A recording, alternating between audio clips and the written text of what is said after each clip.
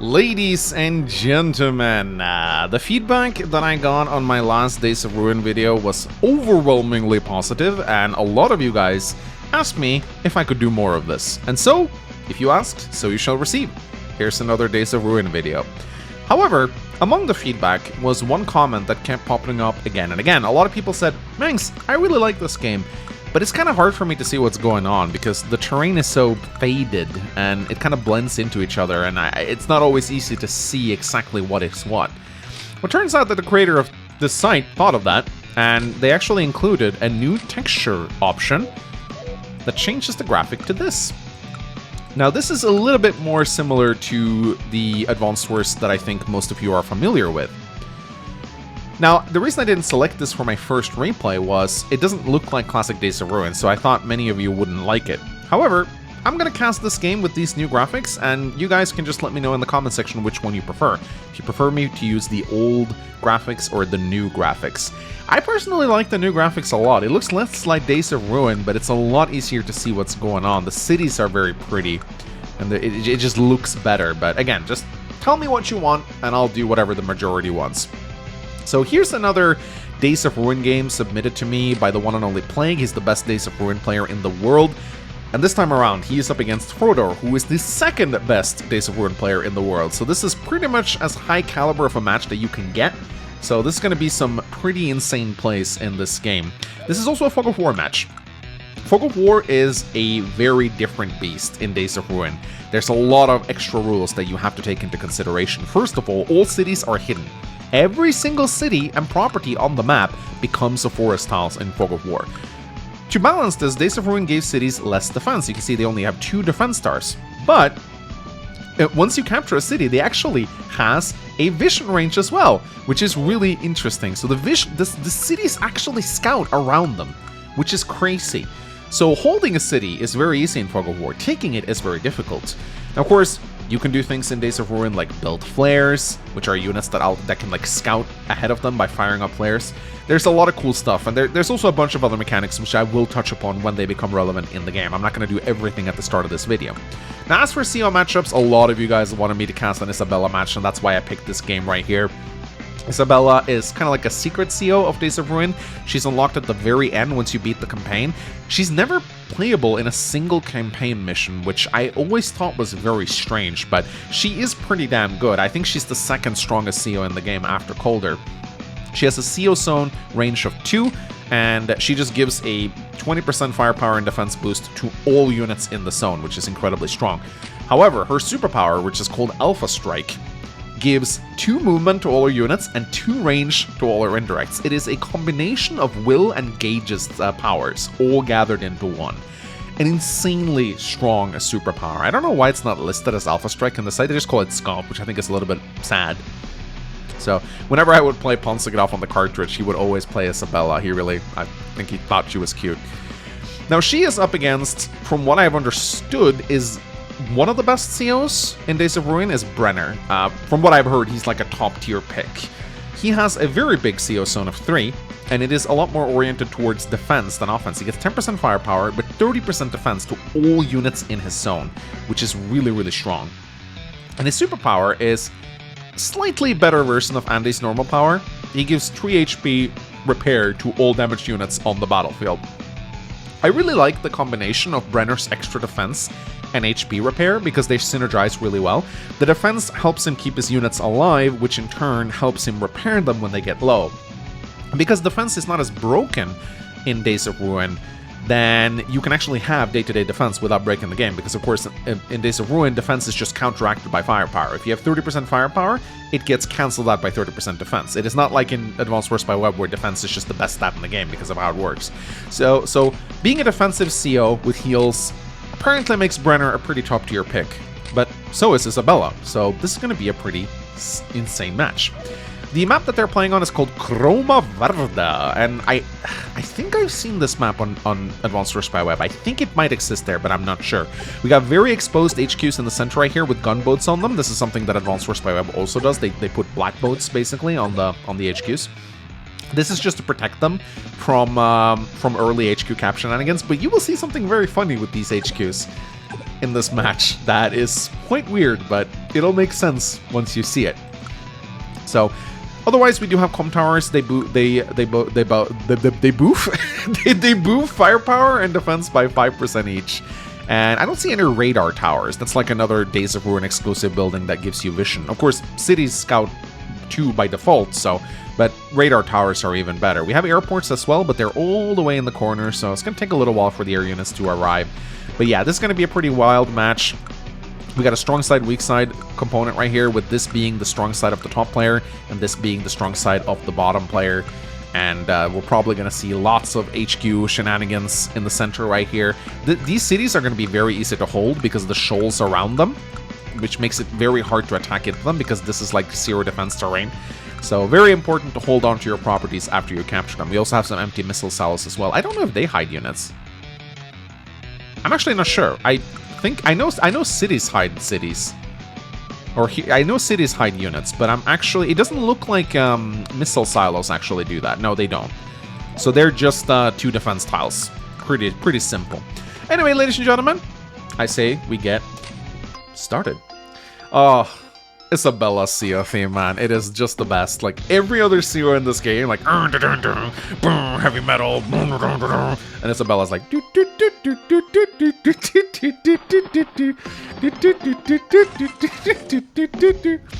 it's so funny. Like whenever I play on the cartridge against Ponce, we always sit and like jam to Isabella's theme, like boop, boop, boop, boop, boop, boop, boop. So, both players here, just gonna grab their neutral bases and properties first. Infantry are, of course, the most common unit to build early on, but we see that Frodo is opening up a mech right here. He's, of course, the blue player in the bottom here, whereas Plague is in the red trunks in the top right here, also opening up a bikes. I think both of these players are really strong. They're number 1 and number 2 in the world. This means that their build orders are also probably going to be pretty similar, because at the top echelons of Advanced Wars play, many openers on maps have been studied and optimized to the point where we see very samey openers from both players, especially if they played on these maps for a long time. We will, of course, see slight variations as the game goes on, but don't be surprised if for the first 4, 5, 6, 7 days, you're just going to see both players do the exact same build orders. Of course, player 2 has an extra infantry, so it's going to be a little different regardless. But their build order, as you can see, yeah, Frodo going 3 bikes in the early game right here. Bikes are, of course, very strong. They're like mini recons. You know, when I first started playing Days of Ruin, I thought that recons were completely useless, but it turns out they're actually very good. And as you can see, Plague is opening up a recon right here. They're incredibly strong because they do a lot of damage to bikes, so they're very good at chasing away bikes, which can harass your infantry. But there's also something about recons, which you will see later on. They are able to do like something I call a sweep, which means they can scout several tiles at once, and you'll see that come into play very soon. Now, one thing that you're going to be noticing in this game, and this kind of took me... I watched it a little bit beforehand. I didn't watch the finale, but I watched like the first 15 turns just very quickly just to see. One thing you're going to notice here is that both players are not going to be deploying their CO unit at the start of the game. And this really puzzled me for quite a while. Because whenever I play Days of Ruin, it is my impression that you should get the CO boarded into a unit as quickly as possible. Now, of course, this costs money. If you do it with a tank, it's going to cost you 3,005. But as we can see right here, both players are actually not doing this. They're not boarding their CO into these units, because they're both going to do a maneuver that's very interesting. Now, another mistake that I made in the last replay commentary was I said that mechs were completely useless and never built. This is actually a lie. I was very wrong on this one. Turns out mechs are actually very good in Days of Ruin. You can see Plague is building 2 mechs day to day here. This is because they're actually cheaper. They're 2,005 as opposed to 3,000. So I guess they are a lot more valuable. Frodo gets himself trapped here with the bike, but it looks like he's going to be pretty aggressive around this HQ area right here. So he's going to try and... I mean, Plague is going to get the city. But still, it's... let's just pay attention to what's happening right here. And as you can see right here, the cities are scouting. Just something to keep in mind. I think, yeah, the HQ also have vision around them. Now, again, you may notice, as I said like a few turns ago, neither of these players are boarding in their CO units. They're just not doing it. And I remember when I saw this replay, I was just like, why? Why are they taking so long to board in their COs? Don't they want to start building up that energy meter? So Plague is going in here, and you can see the Recon is doing a very good job right now. Dealing 7 HP of damage to the bike, and what did Plague just do there? He deleted the gunboat on his HQ and put the tank on the HQ. Why? Why would he leave his HQ open like that? Why would he delete the gunboat? Well, in Days of Ruin, turns out you can load your CO unit in at a base, or if it's an air unit, an airport, or a naval unit, a harbor. You can also load it in at an HQ. So what both players are doing here is they're actually foregoing loading in their HQ or their CO unit in the base to save money. And then, once they're in the middle, they delete their gunboat, go onto the HQ, and use the HQ to board their unit instead. This allows them to save some money in the early game to deploy units. And they still get their CO unit out at the same speed. Which is really cool. That is really cool. Okay. Frodor is not just going to let that city be captured. He moves out. He's got 2 tanks, a rank 1 tank right here. As you can see, when we click on the tank, we can see its stats right here. It is buffed by the comm tower too. And if this tank is damaged, by the way, the defense actually goes down. So it shows you the defense reduction, which is really nice. So, Plague here is gonna be a little aggressive on the right-hand side, but he does have Isabella boarded into this HQ right now. So he has that 20% firepower and defense boost in this little area. And is he actually gonna go and do some damage with her, or is she just gonna... No, he goes on the city. Very nice attack right there. 9-3, that is pretty much as good as it gets. And he's coming in with 2 battlecopters as well. 2 artillery and a flare. So, I love flares. I'm so happy to see them here. These are units that allows you to scout from a distance. They can shoot a flare, I think up to 3 tiles away, which reveals units. Now, I do believe, I'm not sure actually, but I think Isabella's CO power boosts the range of the flare. I'm not 100% certain, but I think that it does. And of course, we have 2 artillery, which is really nice. Isabella gets extra range from her superpower, so she definitely wants to get some indirect units out, even though it is the fog. And indirect units are a little bit more risky to use in the fog. Wow. Frodor really doesn't want to lose the city. But watch their energy meters right now. And I believe Frodor too is going to delete his gunboat. Yeah, he deletes his gunboat and goes onto the HQ, so he can use the HQ to load in his unit. So the HQ plays a pretty pivotal role in Days of Ruin, especially when it's forward like this, because it effectively serves as a way to get your CO unit into play. So here, Plague is being pretty reckless with his CO unit right here. He is shielding it, but Frodor has a lot of tanks in the fog right here. So I'm not sure if this is going to work out for him. Now, of course, if Plague loses his CO unit, his energy goes down to 0. So he has to start building it anew again. But because of this HQ, he will be able to get it into play pretty quickly. That may also be why Plague is being more reckless. And in fact, he puts a battlecopter on the HQ so that he has a backup unit to load into the... he has a backup CO unit, or backup unit to load his CO into, should this tank get picked off. And Frodor now actually loads his tank over here instead, probably because he sees this unit. Keep in mind, this city is blue, so it scouts these tiles for him. And it looks like he is indeed going for the snipe of a CO unit. That's exactly what he's doing. In comes the tank, and boom! He kills the CO unit, the energy goes down to 0, and Plague has to start all over again. Sniping the enemy CO unit is such an integral part of Days of Ruin, and it's a really cool part of Days of Ruin. Keeping your CO unit alive, trying to get that power, it is incredibly important.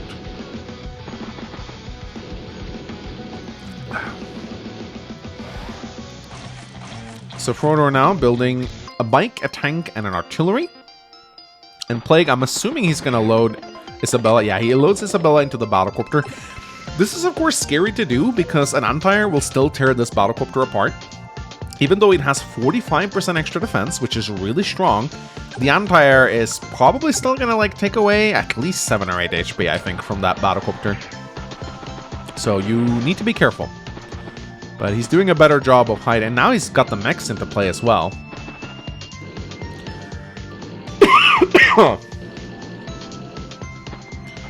So it looks like he's gonna kind of abandon the left front right here and focus on the right instead, because Frodo's CO unit is out of position right now. And Plague seems like he's gonna capitalize on this. Triple tanks out of Plague right now. And Frodo knows that there's probably an attack coming here, so he's moving his unit, he's moving his tank over to the right-hand side here.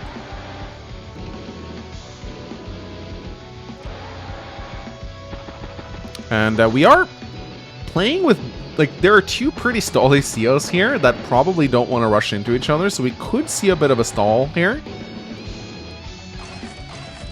Battlecopter, tank, bike out of Frodo right here. And Plague just used his flare right here to reveal this area. So he shot here and he reveals... It also reveals hiding places. So it's a very, very good unit that you definitely want to try and keep alive.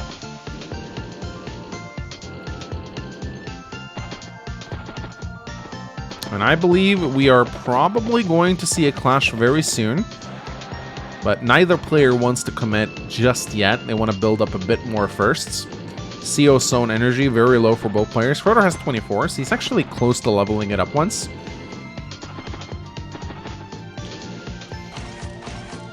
Battlecopter, anti-air, infantry, tank out of Plague.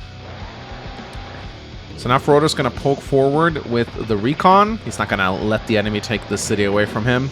There is an artillery here, though, unbeknownst to him, hidden in the woods.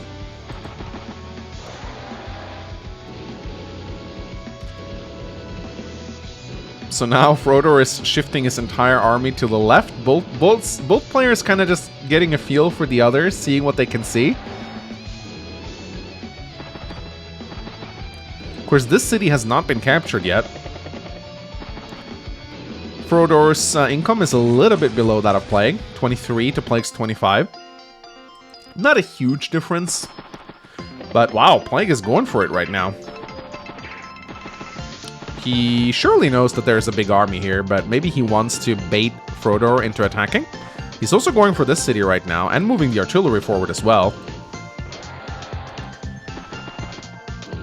And he has the flare here to scout out any maneuvers that might come his way. And he has the mechs and everything. But yeah, I believe... It all depends on who wants to attack first. Of course, attacking into your opponent's CO zone can be very scary. Bomber coming out of Plague right now. I love it. Bombers deal a lot of damage. And is Frodo going to attack? It looks like he might. Yeah, here comes the anti-air. And he's got a lot of units ready to strike now, and that is exactly what he does. And as you can see, the anti-air deals 8 HP of damage to the CO unit right here. Very scary. I don't think he's quite gonna get it, though. But he goes hard for it. Places the artillery on the city as well. Ooh. Oh, he's got a CO power. Yeah, he charged up his CO power, and his CO unit is way in the back, so he's probably gonna get his CO power next turn. This is why he feels so confident taking all these engagements, damaging his units. Plague only has 25 CO energy. That is a devastating attack from Frodo right here. Really pushing hard into Isabella's territory right here. It's actually looking really grim for Plague here. Let's see what he does now. He really needs a good counterattack. So let's see what he does. Goes for the comm tower. And now, oh my god, is he gonna go for the HQ? Oh! Oh, he went for the HQ! Is Frodo going to be able to interrupt this? What a sneaky play! He moves his CO unit back. Surely there's no way he holds this. I don't see how he could. Frodo can surely, like, loop a unit around. I mean, he has vision of all the HQ and the cities give him vision of the attack.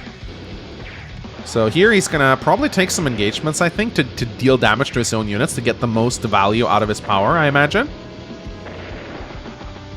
Once he heals up, yeah, there you go. So Frodo pops his CO power, 3 HP repair to every single one of his units, and he's now going for the capture here. And he's surrounding all the units. And he gets the interrupt. Yeah, there's no way. There's no way Plague's gonna get that. So it looks to be pretty GG for Plague now.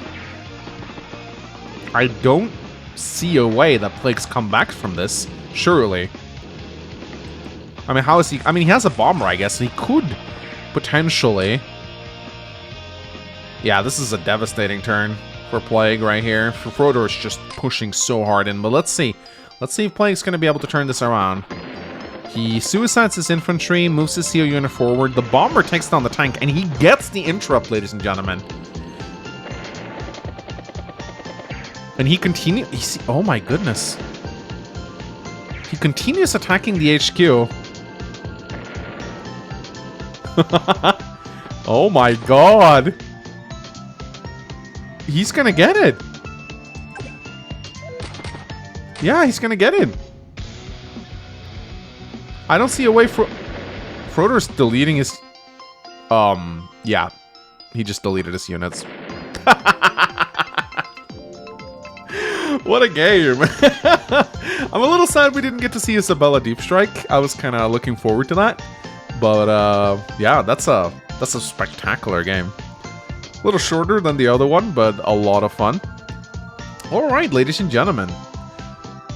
I hope you guys enjoyed this silly little game, and a silly little game. It's like literally a game between the two best players in the world. I guess it's not a silly little game.